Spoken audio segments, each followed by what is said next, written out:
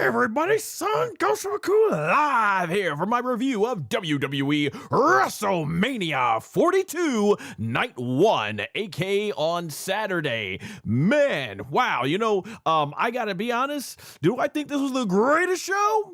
No. But do I think it was a bad show? No, I think it was pretty solid. Okay, let's get into it, or as Trick Williams would say, let's talk about it. Alrighty, so basically, we're kicking things off right now with number one. Also, shout out to the chat, my guys. Notorious Heels podcast. Thank you, appreciate it, man. Been loving hearing y'all work. Jordy said hi. Hey, thank you for sharing. Hunam Kumari, if I said that right, said hi. Thank y'all for coming in the chat. All right, so basically night one kicks off with John Cena's first return of appearance in WWE since his retirement. As he said, he was going to be now wearing the suits. I thought it was funny to see him try to run in the suit because he's so used to running in the jorts and everything like that. But yeah, I think it was really cool to kick off John Cena as the host. I have no issue with that at all. If he's willing to make appearances, why not keep entertaining? Just because he's retired doesn't mean he can't come in and say hi once in a while. So yeah, that's all really cool, all good with me. All right, so we kick things right off with our very first match, the Usos, consisting of Jimmy and Jey Uso with LA Knight, teaming up against the Vision, Logan Paul, Austin Theory, and IShowSpeed. All right, so this match was pretty solid and decent. The real thing that stood out to me was IShowSpeed. For his limited in-ring experience, man, he looked really good in there, I thought, especially when you give him the athletic background that he has. I think he's in tremendous shape and everything for that.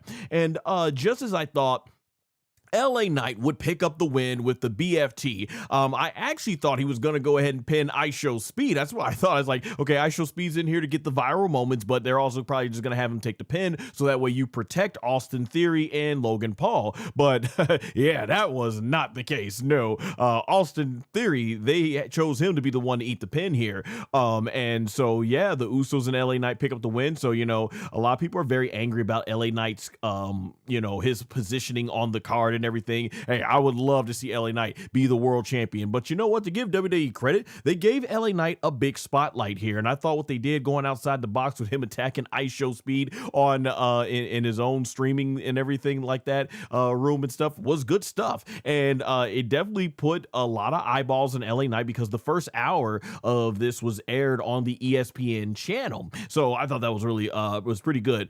The real big story of this match happened afterwards. Logan Paul, out of frustration, even though it was his boy Austin Theory that lost, he starts yelling like, you only had one time. Yeah, he's like, you had one job to do, one job, just one job. And he boom punches and knocks IShowSpeed's lights out.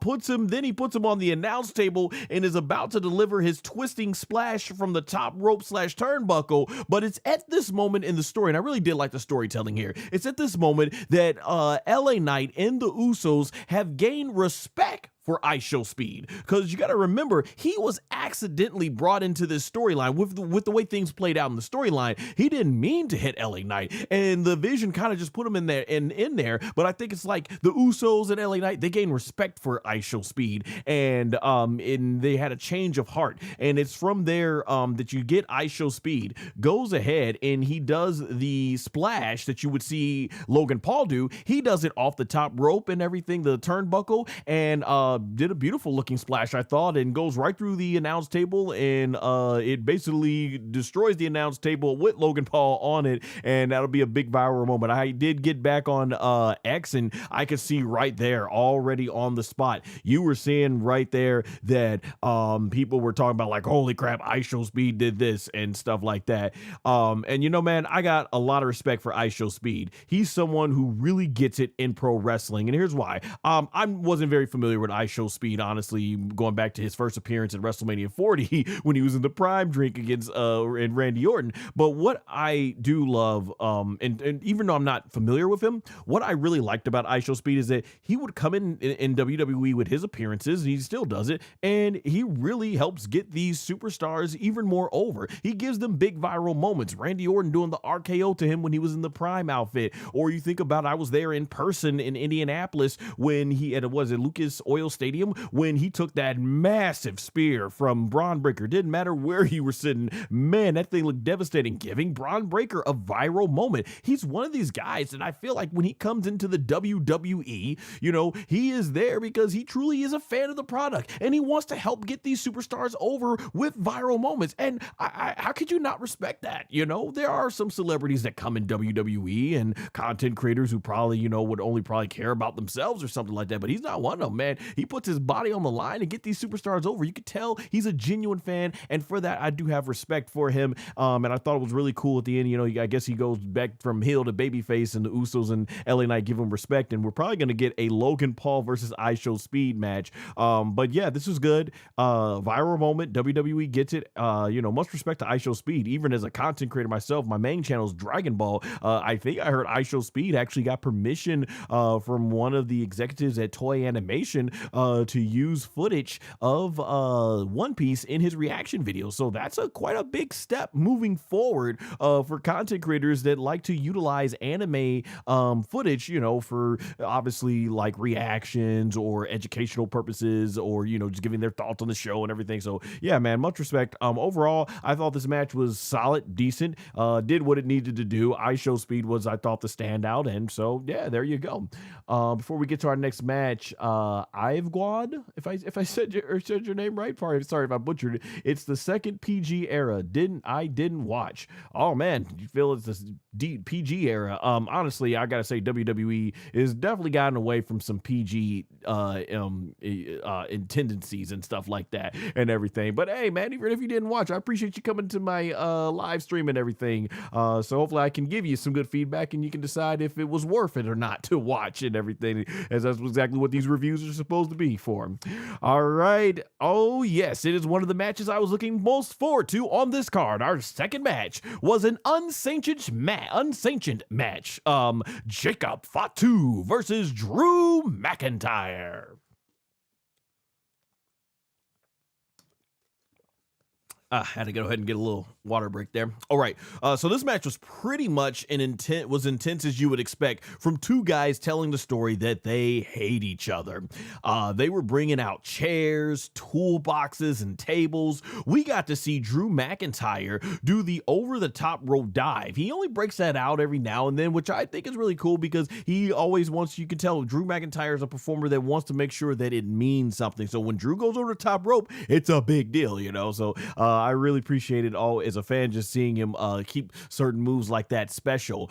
Jacob Fatu, he was doing some beautiful moonsaults from the middle rope to the top rope. And at one point, Drew McIntyre pushes Jacob Fatu off and drives off of the he pushes him off the turnbuckle, and he ends up taking like this really sick bump from the top rope through a table set to the outside, which I gotta be honest, guys, I actually forgot there was a table set up out there and everything. And so when I saw that, man, I was like, wow, okay.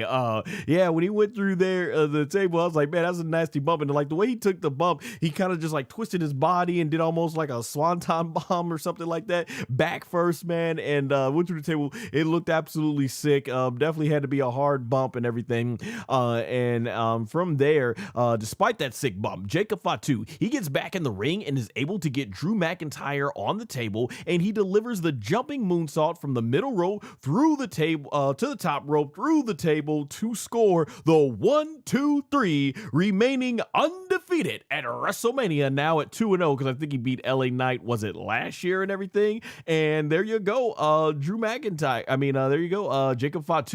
I did think this is, like I said, one of the better built up stories in WWE on the way to WrestleMania. So I thought that was really cool. But overall, though, when you look at the full picture of what we got here, yeah, I gotta be honest. I thought they were going to be brawling all over the stadium and everything. I wasn't expecting it. You could have made an argument to make it as violent as the Hell in a Cell match that Drew McIntyre had with CM Punk, especially when they brought that toolbox. But yeah, I would say what we got in the main event was actually a lot more. It was a lot more brutal than that. Definitely, it was a lot more brutal than that. But hey, it is what it is on that front and things like that. Oh, what up, DJ Booga? Says I feel bad. I can't see it until tomorrow. Oh man, I guess this was going to be spoilers for you, man. But thank you for coming into the chat, man. I appreciate it and stuff like that. My boy DJ Booga, always a really great supporter and everything. But yeah, man, this match was good though for what it was. I thought it was good. It's not the most brutal unsanctioned match you're gonna see, but overall, I still thought it made Jacob Fatu look good. You know, is what he say. Yada, I mean, he dog walked Drew McIntyre in the end there. So yeah, man. Yeah, props to these guys actually going ahead and putting that there.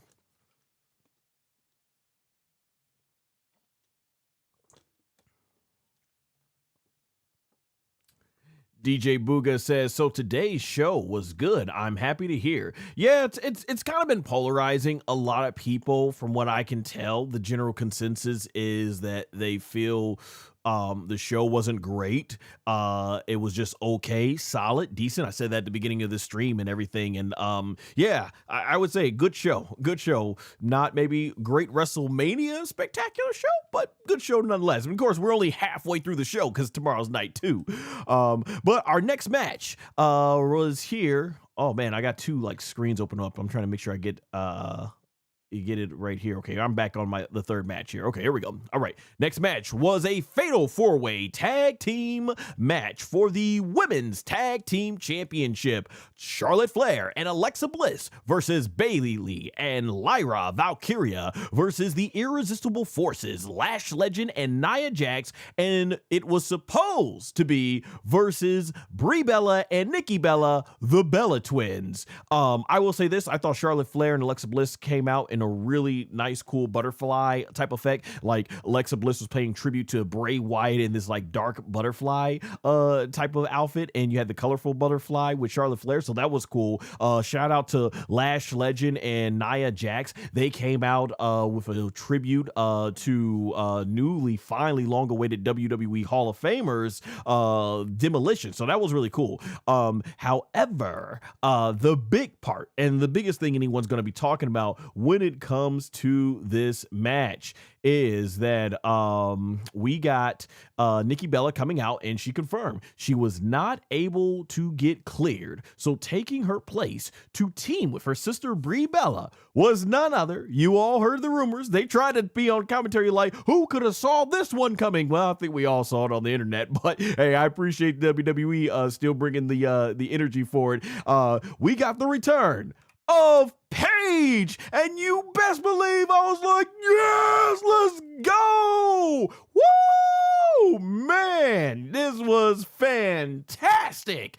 Paige back in the WWE, but not just back, ladies and gentlemen, back in a wrestling capacity. Man, so fantastic. DJ Booga the chat says, thank you, brother, for the info. I have to head to bed. Have a great stream. Thank you. I appreciate you joining the stream. Hope you enjoy WrestleMania too. But as far as getting back to this, man, Paige, this was awesome. The audience went crazy. So did I, and I'm in my living room like, man. So the match overall, it was solid. But the biggest thing, like I said, that you can tell is that the fans wanted to see Paige. They popped huge when she came in, and she looked really good in the ring, moved around very well. Because remember, we haven't seen her last match for a good while now, since in AEW. Fans were going crazy when she and Charlotte went face to face. So we got a call back to like what, almost a decade ago. Of course, there was that controversial storyline they did where, you know, she unfortunately had to go along with the storyline of insulting her brother who had passed away. So definitely one of the darker times when it comes to the Paige and Charlotte feud and stuff like that. But you know, unfortunately, through the line, it totally wasn't needed for that story. Both women were able to put on good shows, and we got that here, so we got to see them go back and forth and everything. I don't know if the fans were chanting boo when Charlotte would hit Paige, or if they were chanting woo. But it is cool to see Charlotte still getting cheered after all this time, you know, compared to like last year when they were, you know, putting her back in the same spot against Tiffany, which, man, that sucks. Tiffany and Io Sky both walked out as women's world champions, and both of them are not on this show. So I mean, like, what's going on there, man? That sucks. let's see here. As far as from here, but in the end, when Alexa Bliss is getting ready to do the Twisted Bliss, Nikki Bella takes her revenge out on Charlotte Flair, who basically was the one who injured her, because Charlotte Flair, I forget what she does. She does some sort of move, but she ended up coming right down on Nikki Bella's ankle, and it just kind of like went the other way, and like, oh, it looked really nasty. And even after 2 weeks, she was not fully recovered for that. So she takes her revenge basically out on her by hitting her with the crutch, causing a distraction. And this distraction is long enough for Alexa Bliss to hit the Twisted Bliss, only for Paige to catch her catch her with her knees. She got her knees up, and boom, and Alexa Bliss went, like stomach first into the knees. And from there, Paige unleashes the Rampage for the 1, 2, 3, and we get the emotional moment of her and Brie Bella winning the women's tag team championships as she embraced both Bella twins. Man, these are the emotional moments as a professional wrestling fan that I just could say really, truly makes us just proud to be a pro wrestling fan. Really is. You think about it, man. Paige was injured so much to the point that WWE's doctors, their medical staff would not clear her. It looked like, man, even though she was super young at the time, because I think she's only like 33 now, going on 34 later this year, man, because she had to retire real early. She's been wrestling, I think, like since she was like 13, more or less that age. And man, you just think like, wow, Paige's career could be over and she's never going to be able to wrestle again, and she's still in her youth. She's still in her physical peak prime, man, especially when all the women, because she kind of paved the way for the women's revolution. It was Paige with having those awesome matches with Emma in NXT that really, you think, kind of really kick-started, I thought, the women's revolution. And when all those women were coming up to the main roster, man, Paige's career was cut short, and they tried to do the general manager thing with her for a while, and eventually, she ended up leaving WWE, and she did make a great comeback in AEW, where she got to win the women's AEW World Championship out in in the stadium out there in London. And then that was a great moment, especially when you know how much she's been through in her personal life and everything. To see her also come back in this moment in WWE, winning a title on her first night back, getting that huge reaction. It is just a wonderful moment to see. Just, man, it didn't look good, but she never gave up on her dreams. So proud of Paige and everything she's overcome from on a personal, in her person. I don't know her personally, but what she's overcome in her own personal life that she shared with the public as well as professionally. It is just a moment. It's a moment that I think we're always going to remember. It's going to be always a great WrestleMania moment. So I'm so happy for Paige, and it does suck that it came at the expense of Nikki Bella, because I actually did want to see the Bella twins win the women's tag team championships. I figured the Bellas were destined to win here. They were going to have them winning, but it is what it is there. Obviously, and then in the post show too, Nikki Bella revealed that when she got her surgery in Birmingham a couple of weeks ago, Paige was there, and that's when she decided Paige should take her spot. So that's probably how long this has been in the works and everything. So yeah, overall, man, this, like I said, the match was nothing. Not nothing, but it was okay. It was pretty standard stuff. I don't think it went all out where it could have been with all these talented women in there, but it's more so this match is about the moment of seeing Paige come back and be able to get back in the ring in WWE, and at 33 years old to 34, I don't know if she's gonna be like on a part-time or full-time basis, but man, there's so many great women for us to see that she didn't get to wrestle during her time coming up, and all the new women. So yeah, I'm looking forward. We got AJ Lee, Paige. Maybe they'll run it back again with the Bella twins. Maybe AJ Lee and Paige will run it back again. The whole frenemy. So yeah, this was fantastic. This is probably, to me, I would say, I think I would say this was the highlight of WrestleMania 41 Saturday, night one, Paige's return. Like this right here is one of those defining moments you'll always look back and remember when it comes to this show. I've got, if I said your name, I'm sorry if I butchered it. He says the women should have more time. Their stories were better. Yeah. Timing was a big thing on the show. I seen a lot of people complaining about timing. This show was kind of moving by real fast like that. And yeah, the women definitely were having some good matches. The women's tag team championships, like, you know, they took all the a lot of the women's main eventers, stuffed them into the women's tag team division. But yeah, I thought it was built up really good. So you do got a good point there. I actually will have more to say about that when we get to one of the later one of the upcoming women's matches and stuff like that.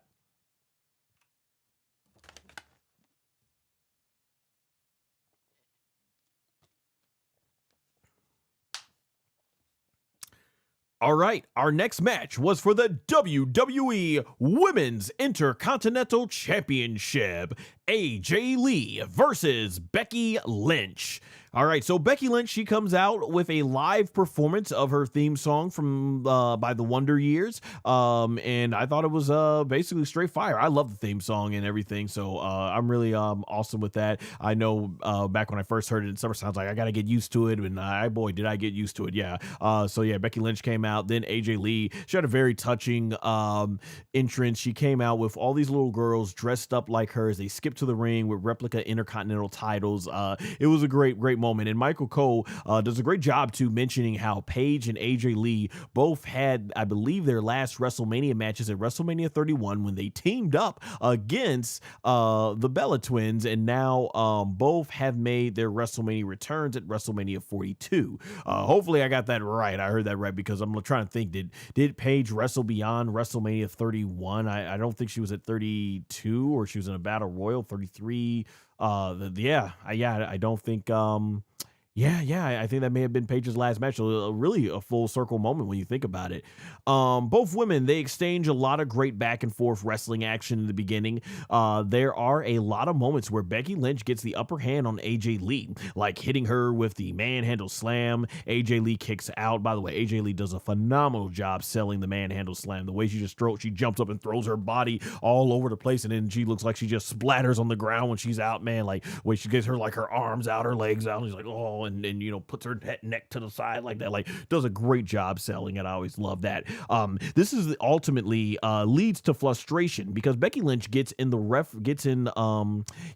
referee Jessica Carr's face and pushes her. And Jessica Carr, she is not taking any of that BS, so she pushes Becky Lynch back, and this gets a big reaction. I mean, at some point we've got to get Jessica Carr versus Becky Lynch, and I think the fans would definitely get behind Jessica Carr, and I think they could do a really good solid job of making it seem like Jessica Carr's like this referee that can't wrestle, and then she gets in there and she just basically completely throws Becky Lynch off, because obviously Jessica Carr actually is legitimately a pro wrestler. She's just been doing the what's it called? She's been doing the referee and everything.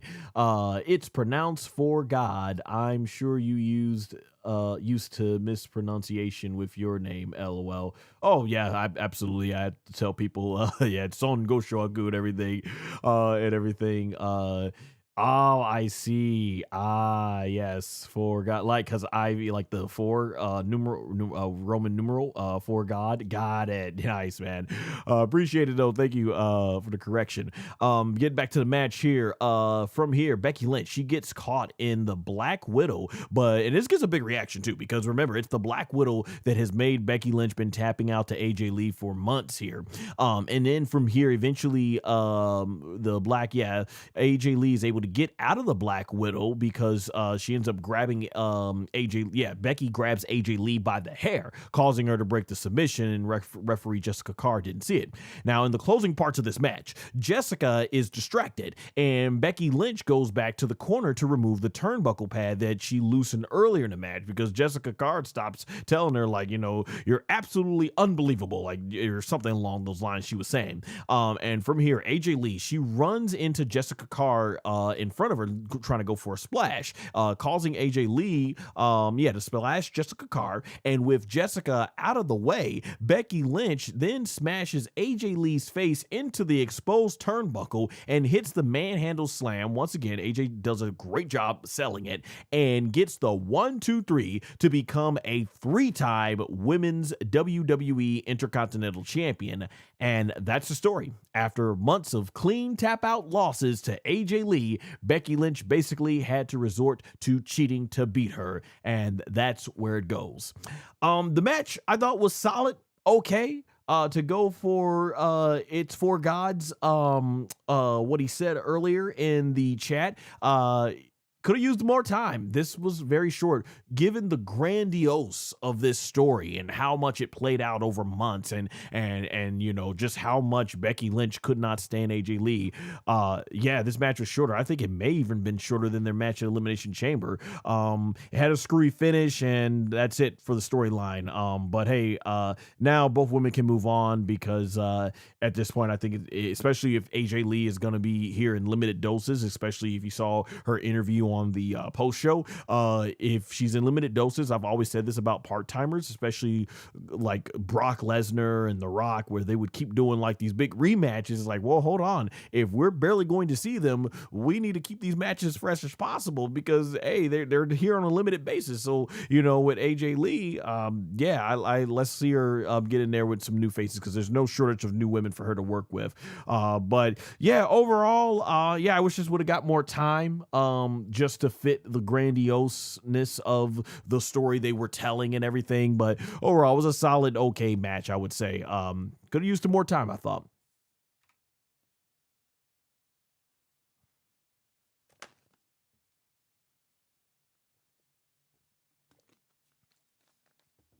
All right, our next match was Seth Rollins versus the Ring General, Gunther. And man, I have a great suspicion. I haven't seen Night 2 yet, but I have a very great suspicion that this is going to rank very high on when I do my ranking for these matches, either Monday or Tuesday, for all the WrestleMania matches. I'm going to say it right now, to me, the match of the night. The match that I think came the closest to that big WrestleMania. Like I said, I hadn't seen any bad matches, but if you want to talk about what match felt like big time WrestleMania energy, it was this match. Holy crap, man. Seth Rollins and Gunther. What would you expect? Gunther comes out, and Michael Cole on commentary mentions how he has been on a losing streak since like WrestleMania 40 to Sami Zayn for the Intercontinental title, and then of course WrestleMania 41 last year when he lost to Jey Uso for the world title, which the fans obviously have not forgotten because they're still chanting, "You tapped out." So basically, I wasn't too familiar with the character Seth Rollins was cosplaying, but he had like these black contact lenses in, and smoke was coming out of his black jacket. It looked pretty cool versus what he usually wears on the over-the-top stuff. So I've been liking this more serious version and everything and stuff like that. For God says, hope AJ sticks around. I enjoyed her comeback. Absolutely. It sounds like she is sticking around, just on a part-time basis and everything. But yeah, it's definitely good to see her back.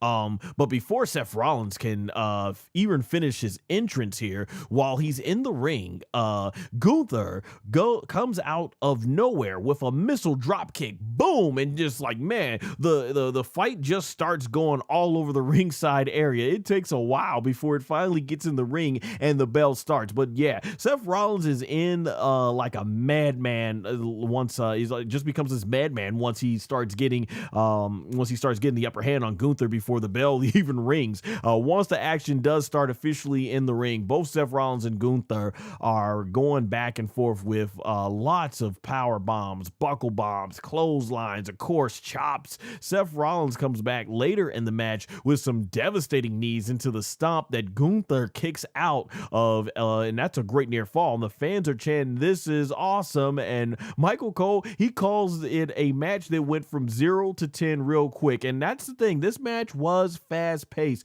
They were not letting up. These guys went freaking at it. And at one point, Seth Rollins does a particular maneuver that Gunther is able to counter into the sleeper, and it gets the fans really on the edge of their seats, because we know how devastating the sleeper is. You know, that's basically how he ended up beating Goldberg, John Cena, and AJ Styles, retiring him and stuff like that. Gunther gets punched by Seth Rollins, but then clobbers him down with a devastating clothesline. Gunther goes to the top of the the top rope for a splash, but Seth Rollins runs up and hits a superplex into the Falcon Arrow for another great near fall. After that near fall, Seth Rollins puts Gunther into the sleeper, and the audience really is getting into it even more at this point, and they are loud. But Gunther gets his foot on the rope before he could even fade. That was a crazy sequence, man.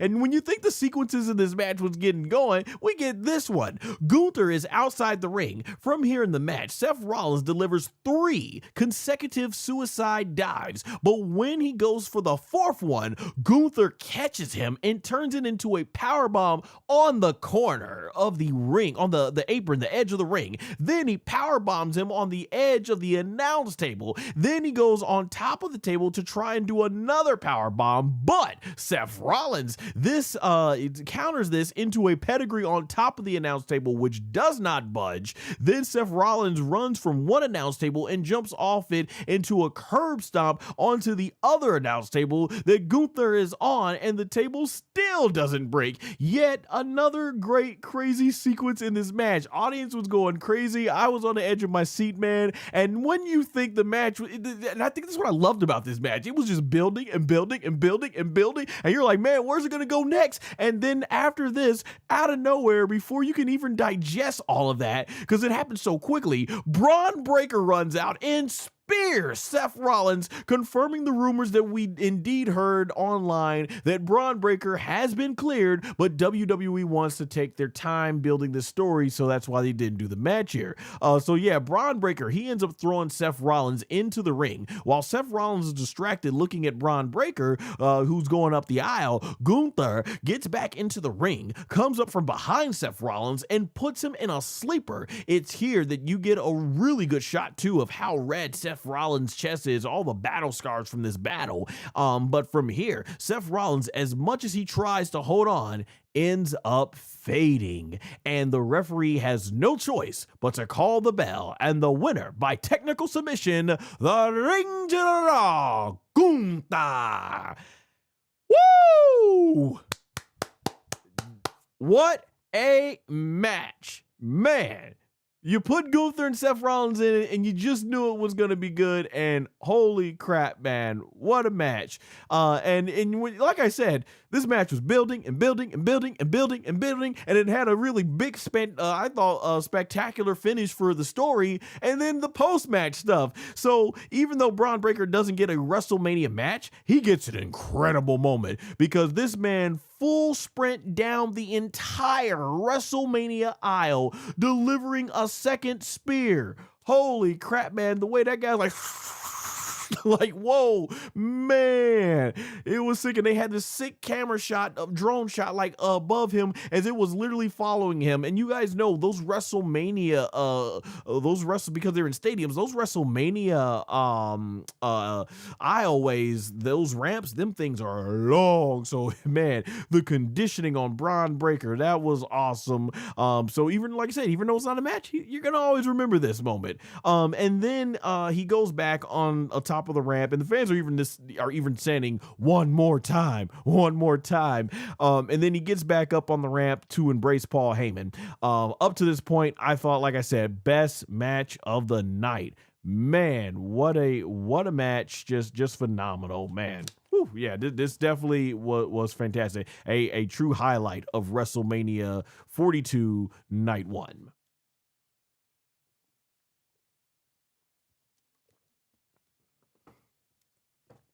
For God says, I thought John Cena should have got involved.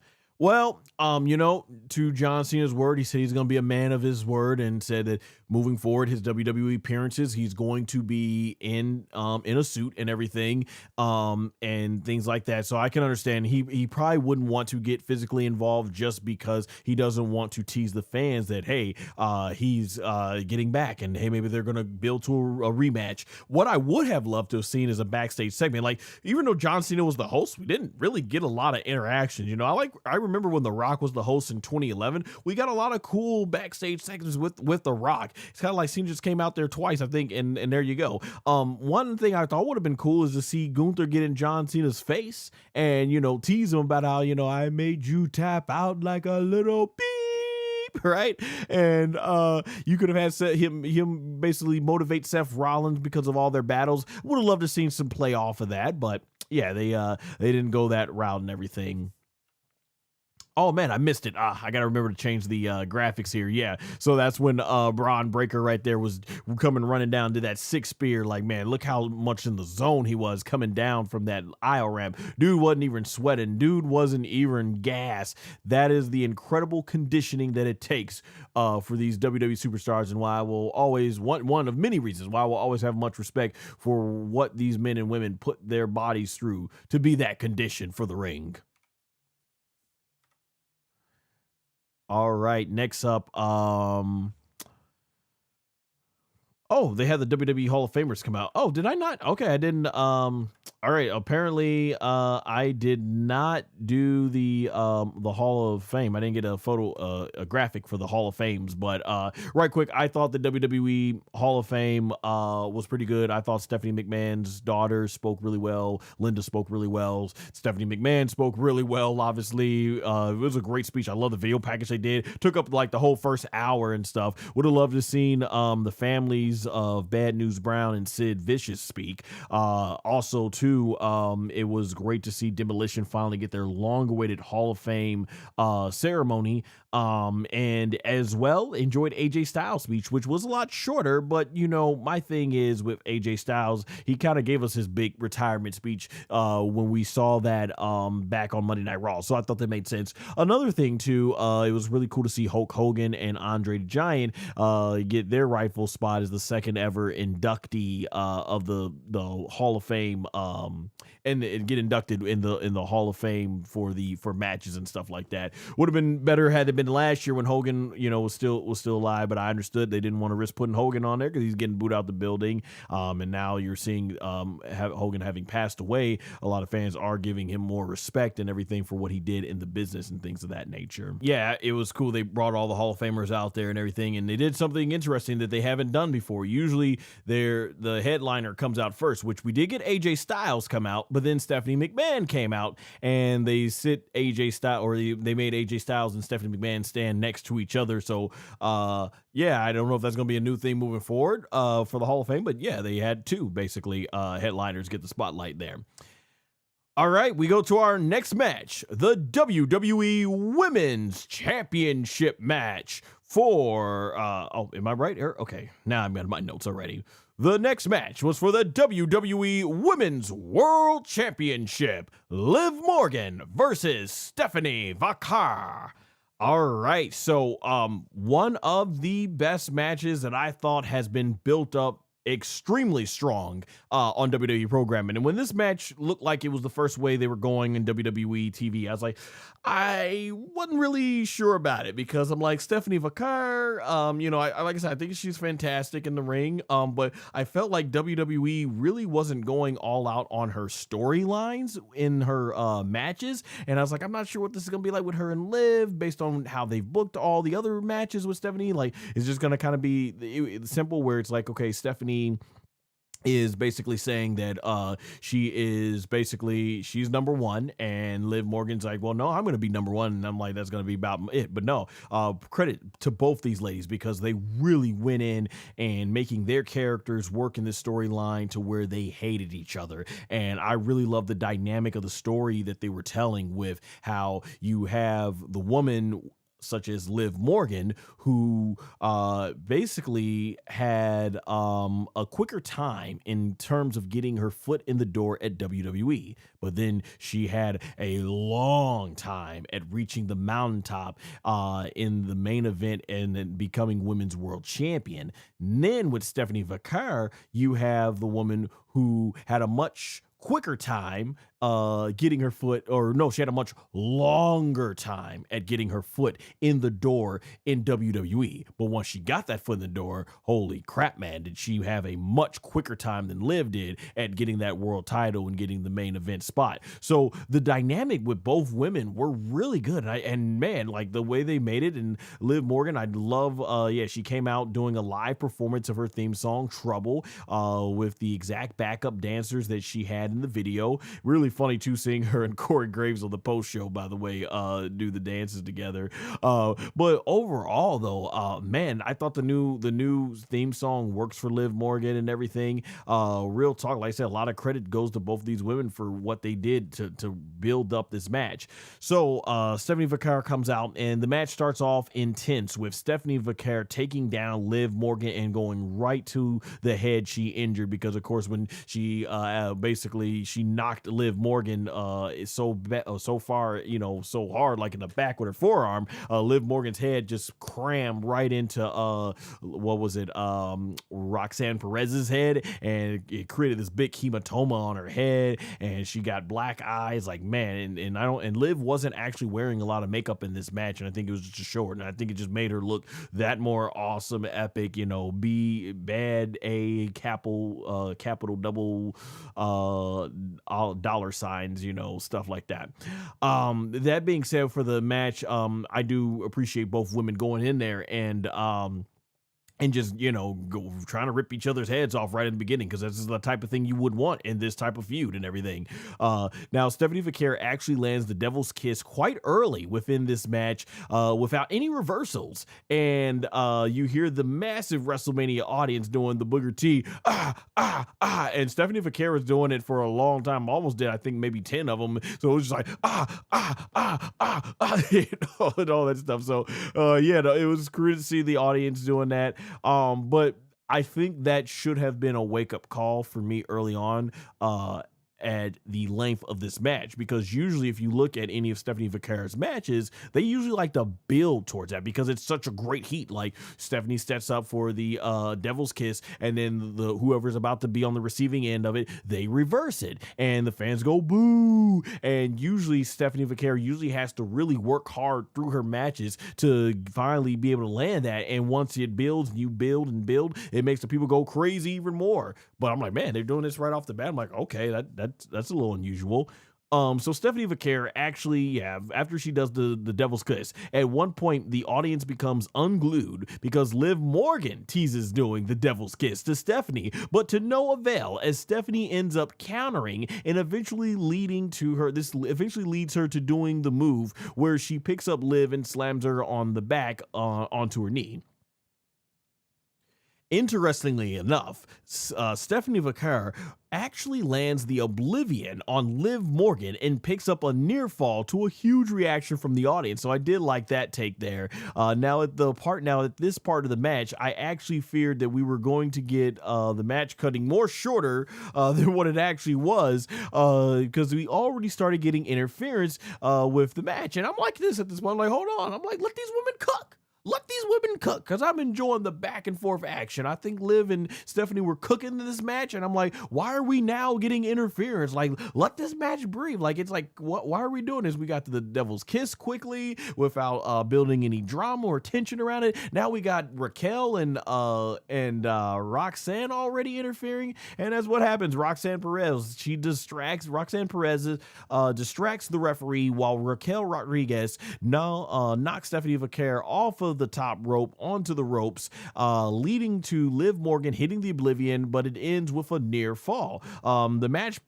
becomes pretty much 3-on-1 since Roxanne and Raquel are outside, and from here Liv Morgan goes for a suicide dive, but Stephanie Vaquer gets out of the way, and Liv Morgan ends up taking out Raquel with the suicide dive, and Stephanie then jumps over the top rope and splashes onto Raquel and Roxanne, taking them out. From here, Stephanie Vaquer is thrown into the steel steps, then thrown into the ring, and it's from there that Liv Morgan jumps off the top rope for a code breaker and then connects with the Oblivion to score the 1, 2, 3 and become what I believe is a 3-time, correct me if I'm wrong, but becoming a 3-time WWE Women's World Champion. Oh, wow. Honestly, like I said, I thought this match was too short. And I was really enjoying this match and thought it had, like I said, I thought it had a great build-up. I wish they would have given these ladies more time to cook. I really do. What we got was good, but I wish it was longer given the story involved. That's my only complaint about this match. They were going at it. This match, like I said, this match, if they would have just given it 10 more minutes, I think we could have had a maybe a classic or close to a classic on our hand. But yeah, it just a lot of this match kind of felt rush. The women were cooking in the ring, and like, you know, like I said, it could have used more time. That's my only thing. But putting the time aside, I'm glad to see Liv Morgan get her big moment. This show is going in by this point. I'm thinking like, man, this show is going by pretty fast at this point, as they are already announcing the main event is next. And man, like in Central Time here, it was like almost like it was almost like eight, almost I think it was like 7:57 p.m. or something like that, like or 8. I forget the time, but yeah, it was pretty early. Yeah, it looked like the show was gonna end at 9 o'clock. So I'm like, man, okay, Triple H is wasting no time. He's like, get in, get out, you know. So it is what it is there on that match. But yeah, I like to see these women run it back, you know, at least just in a longer match, because these women were cooking. They were cooking all through the buildup. They were cooking in this match. Let it breathe a little bit. It could have been a little bit longer. That's all I'm saying about this match. But I did enjoy it though.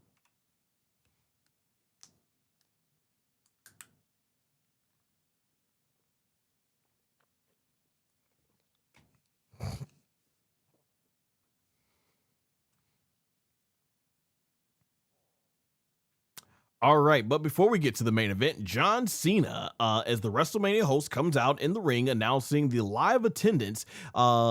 It announces that the live attendance is 50,816 fans in attendance, which is about 10,000 less than what they had last year, because it's a stadium that could fit about 60,000 people. Of course, they overcharged on those tickets and everything, so obviously we knew that it wasn't going to be full sellout. Shout out to my boy, the man 0001, who's live in attendance. He said he saw some empty seats and stuff, but he couldn't confirm if it was just more people piling in. At the time, more fans were coming in. So yeah, it is what it is there and everything like that.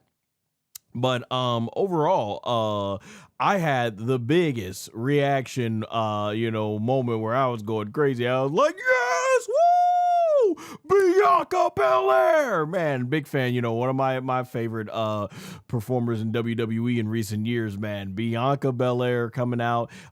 Fans gave her a huge ovation. Fans were calling her EST, so it was good to see Bianca Belair back, and she has this emotional reveal that she is pregnant by exposing her stomach. And man, I was super glad for Bianca Belair, even more for her and Montez Ford to have having a baby.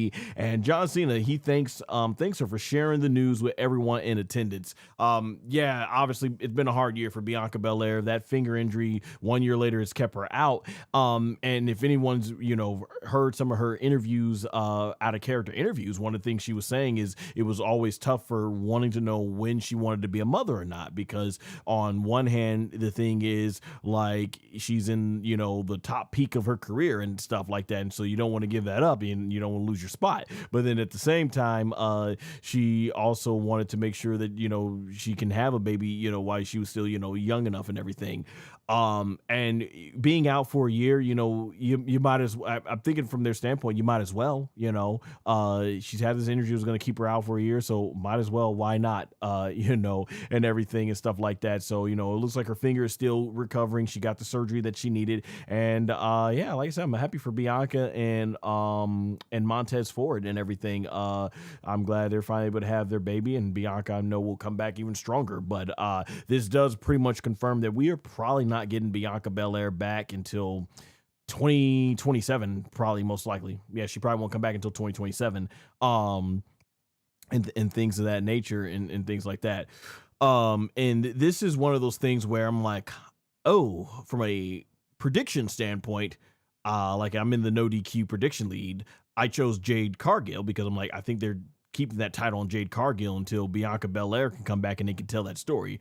But obviously, like I said, we're probably not seeing Bianca Belair until next year sometime. So, or who knows, it might be a little bit longer than that. Like, correct me if I'm wrong. Didn't Alexa Bliss, I think, didn't get, Alexa Bliss almost came back 2 years after she gave birth to her child. So yeah, who knows, man? Who knows? That being said, congratulations, Bianca Belair, Montez Ford. I'm glad they were finally able to get to their journey of having a child and becoming parents.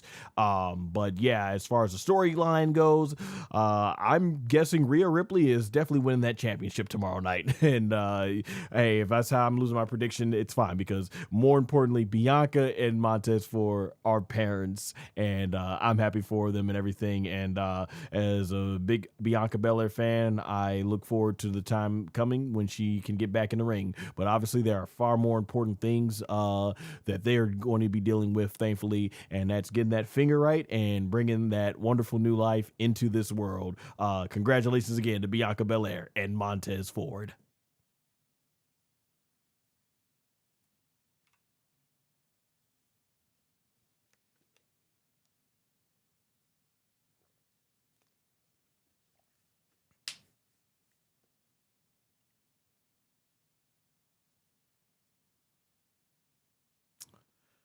All right, and now we get to the main event of the evening, the Undisputed WWE Championship match. Cody Rhodes versus Randy Orton with Pat McAfee. Oh boy, has the reaction to this storyline been something. It's been polarizing, and I get it on both sides. Listen, I actually have not been too bothered, and I haven't really been bothered at all by Pat McAfee. I think Pat McAfee has a lot of great charisma. He's always entertaining on the mic. So yeah, I have been entertained by him, but I get it. I understand why fans wanted to see this be about the long 20-year history between Randy Orton and Cody Rhodes. Man, I was a teenager in high school when they first formed Legacy and stuff. So man, there's a lot of people like me who have grown up watching these guys. So yeah, and honestly, I think Pat McAfee, the way they put the storyline together, I actually thought it would have been a nice evolution. Like if they were going to continue this storyline past WrestleMania, then use the initial build-up to focus on the lore and the history, so that fans like myself who grew up, because you got to think about it, there's a lot of kids who grew up watching Randy Orton, Cody Rhodes. There's teenagers at the time who grew up watching it, like myself at the time. There's a lot of people who grew up watching this stuff, and so we want to see that history unfold and see the story be about that. And then you could insert Pat McAfee and then have the next step be where, okay, this is now that we got all the legacy stuff out the way, now let's focus on something new that keeps the story going and building it up to be something new and fresh. But that's not the route they go because of all the stuff that's been said. TKO wanted to get those prices up, and he's trying to I think Ari Emanuel of TKO is trying to get Pat McAfee to be like the next Sylvester Stallone and things of that nature. I'll say this, man, I thought the video package they put together almost did a better job of the build-up than the actual build-up itself. We got that history where they were showing the history of Legacy and Randy Orton and Cody Rhodes, and then it nicely inserted Pat McAfee and everything into it. So yeah, that was interesting. And then what we get is probably, man, the absolute longest time they have ever taken in WWE history to get the bell started. Maybe, I don't know if I'm exaggerating or if there may have been other ones, but man, boy, did it take a long time to get to the bell ring. So Pat McAfee, he comes out first. Michael Cole is not pleased, as Wade Barrett says, I thought you guys were boys. And Michael Cole, he's just disgusted at Pat's actions recently. And Randy Orton, he comes down to the ring with a slow walk. And I mean slow. This was as methodical of a walk you will ever see with Randy Orton.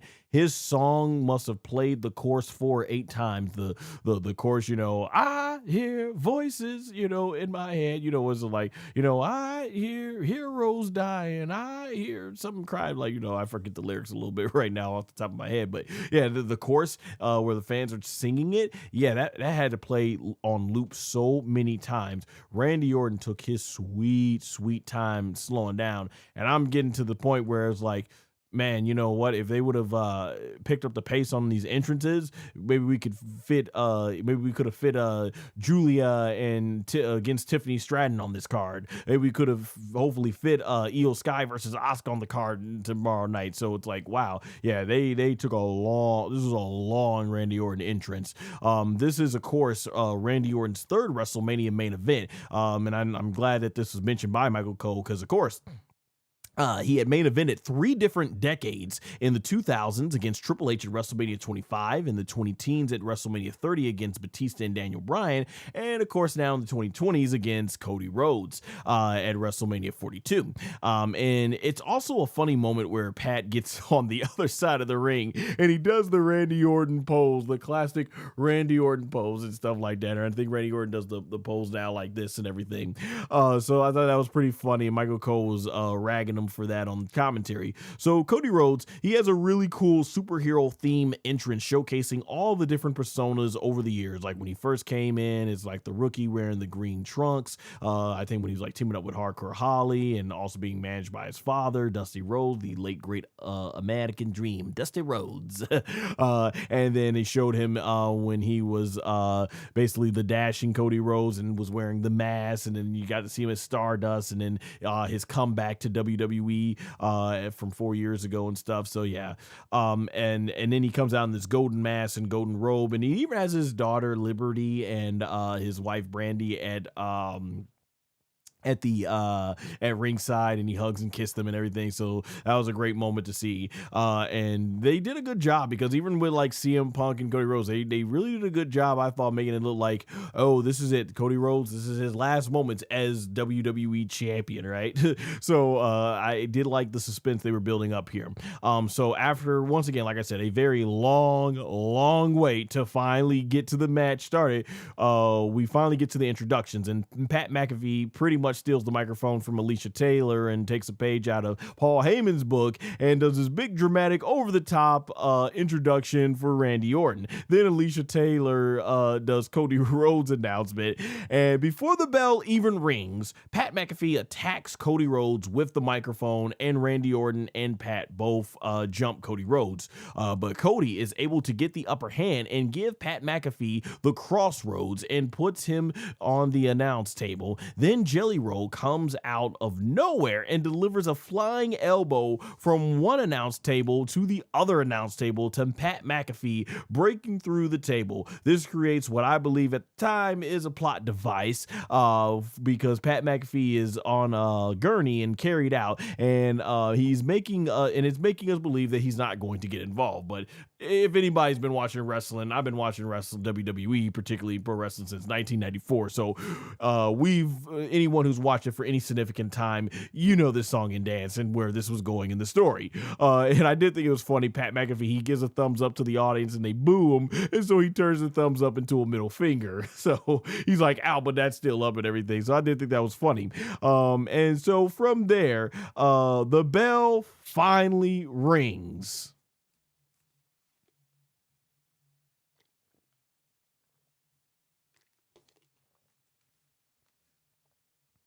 All right, so the match starts off with an intense tie-up. Collar and elbow tie-up to a feud that has gotten very heated. Yeah, that's always a weird start to me. I always think when it's blood feud, like, I kill you, I want to kill you. It's like, well, I want to kill you just as much more. Ring the bell. All right, boom. Collar and elbow tie-up. Let's do a little headlock. Let's do some chain wrestling. Like, okay, you just want to wrestle the guy and not beat the crap out of him. It's always weird, I think, when they do that type of stuff for those blood feuds and stuff like that. But both men, they go back and forth, and Cody Rhodes, he gets a backdrop on Randy Orton, and Randy Orton starts selling the back very heavily because, of course, that plays into the whole thing that's been going around on online about reports of Orton's surgically repaired back has started giving him issues like a couple of days before WrestleMania. So they really play up on that and things of that nature. So from here, like a shark that smells blood in the water, starter, Cody Rhodes starts working Randy Orton's back. So it's interesting in this part of the match because Randy Orton's back is getting worked on a lot by Cody Rhodes. Usually it's the heel that does this to the babyface, but yeah, it's the babyface Cody Rhodes that is really just taking advantage of the very hurt / injured side of Randy Orton. So that made for quite the diff, and it's one of the things I kind of did enjoy the match because there was a lot of suspense into what they were going for. It almost looked a lot like, oh, they are thinking of turning Cody Rhodes heel and stuff like that. So I did enjoy the suspense of that match. So it did make for an interesting dynamic in this match. Now, after a long period of getting no offense, when Cody Rhodes goes to the top rope, Randy Orton chops him at the shin, causing Cody to lose balance. Randy Orton then delivers the top rope superplex, and he really starts selling the back on that. Now, clearly, I'm not going to tell Randy Orton how his back feels because that man, for the last 25 years or so, has been slamming his back against the canvas. But the fact that he is able to get in the ring and do this type of match and stuff and do that does obviously mean that WWE has cleared him to a point where they don't feel like it was where he's cleared enough to do the match. Now, how badly is he hurting? I guess we'll find out in the coming we'll find out shortly enough. Is Randy Orton going to take some time off? Was he powering through just like Shawn Michaels powered through against Stone Cold Steve Austin at this at this WrestleMania 14? Is Randy Orton powering through? Who knows? But yeah, once again, like I said, it just goes back to what I say. Much respect to these men and women. I don't know if Randy Orton's back is hurt that bad or if he's just selling it, but no, regardless of which, that stuff hurts when you do the superplex. So much respect to Randy Orton powering through with what his back has been through all these years. Randy Orton is eventually then able to get the draping DDT from the middle rope, but continues to sell his back greatly. There's one point where Randy Orton tries to do the twisting turnbuckle setup for the RKO, where he turns around, but then he's like, he thinks less of it, so then he just gets on his knees and just starts doing the forearms slam into the canvas.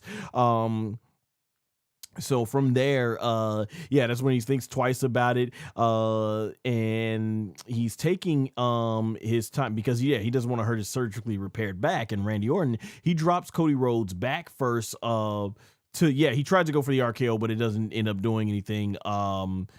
And from there, Randy Orton drops. I'm just trying to find where I am on my notes. Sorry about that. Okay, here we are. Randy Orton drops Cody Rhodes. They get to the outside of the ring, and Randy Orton, he drops Cody Rhodes back first on the announce table, and it doesn't budge. But Cody comes back and pushes Randy Orton into the turnbuckle, posts face first. And when the action gets back in the ring, we see that Randy Orton has been busted open from the forehead. So blood is coming down Randy Orton's forehead. So that's why I was talking about, like, we got more blood in this match than we did the Jacob Fatu and Drew McIntyre match earlier in the night, and I'm thinking, like, that's the real big blood feud. So it makes sense to have blood in both matches and everything. The crowd reaction gets very interesting as boos start to become louder for Cody Rhodes. Cody Rhodes then starts stomping on all of Randy Orton's limbs like Randy Orton does, and the boos get even louder. So he's taking pages out of Randy Orton's book here at this point.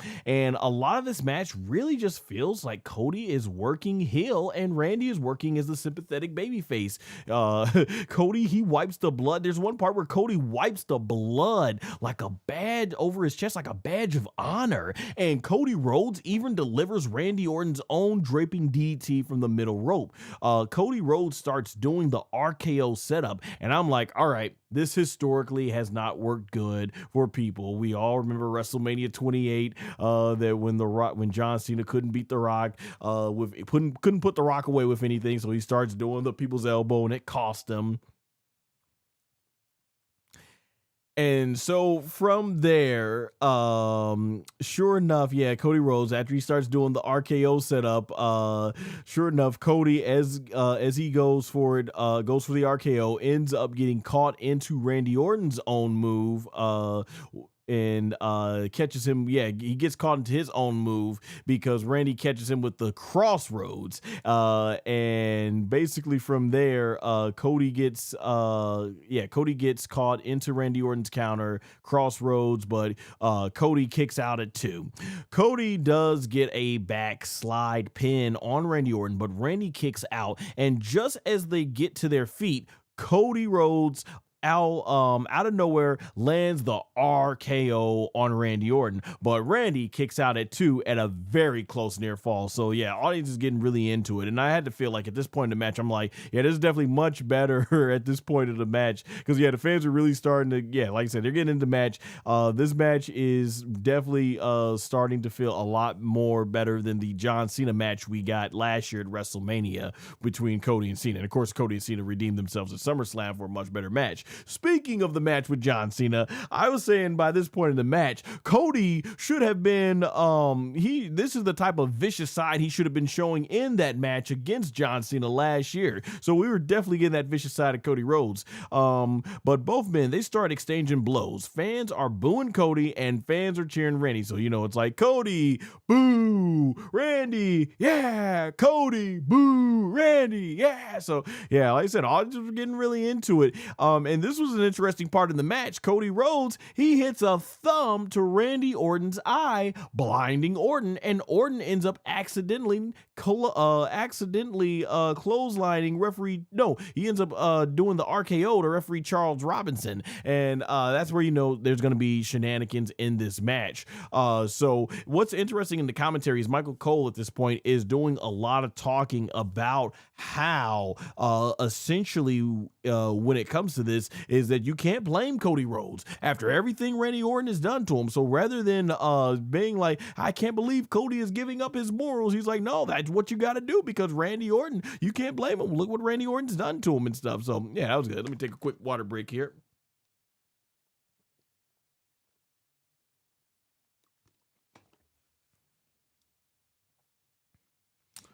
All right, so and then as we get from there to that part of the match with the referee down, it's from here that Pat McAfee comes running down dressed as a referee with a neck brace to do the pinfall count.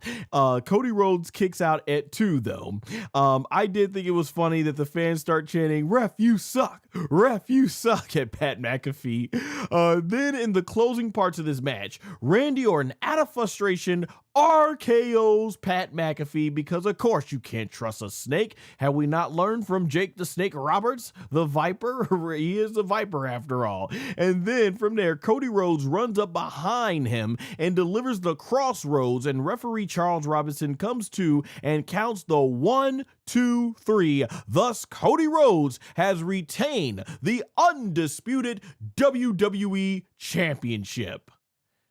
Wow. Okay, so by this point, Cody Rhodes is busted open, and it looks like, and they even showed on the pro show that he had a swollen eye and everything.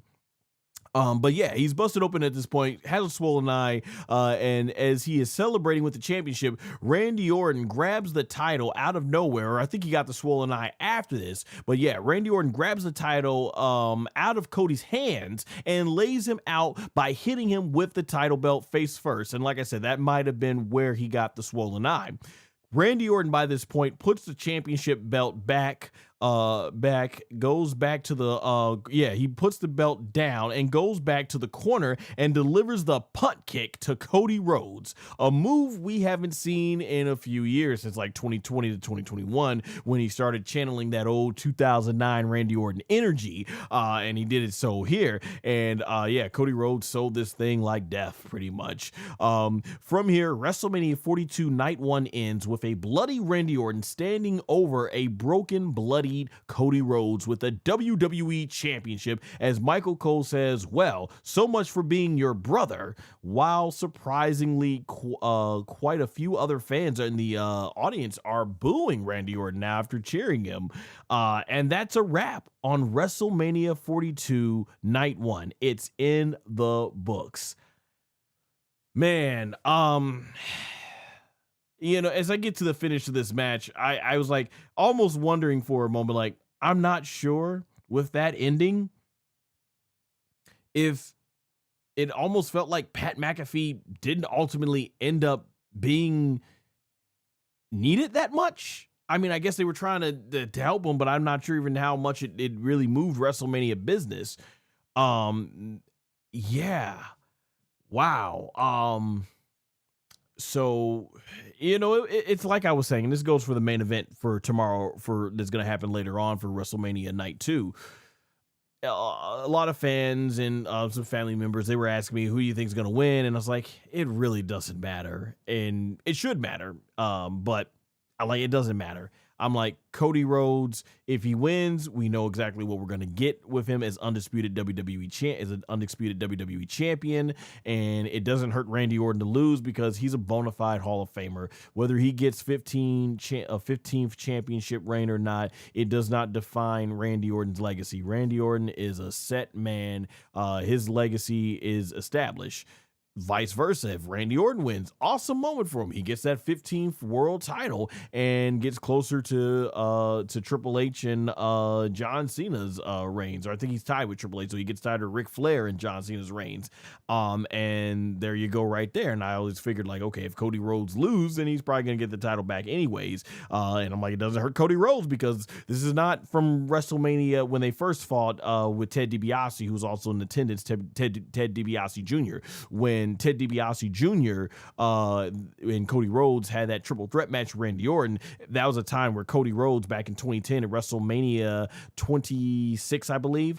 That's a time where, yeah, Cody Rhodes should have been going over because he's supposed to be the new established talent. Well, all these years later here in 2026 at WrestleMania 42, Cody is established talent, so it doesn't hurt him. So it's like, it doesn't matter who wins either way. And yeah, ultimately there we are. Just like I said, Randy Orton is still a Hall of Famer. This does not make or break him winning the 15th world title wasn't going to make or break his career. So there you go.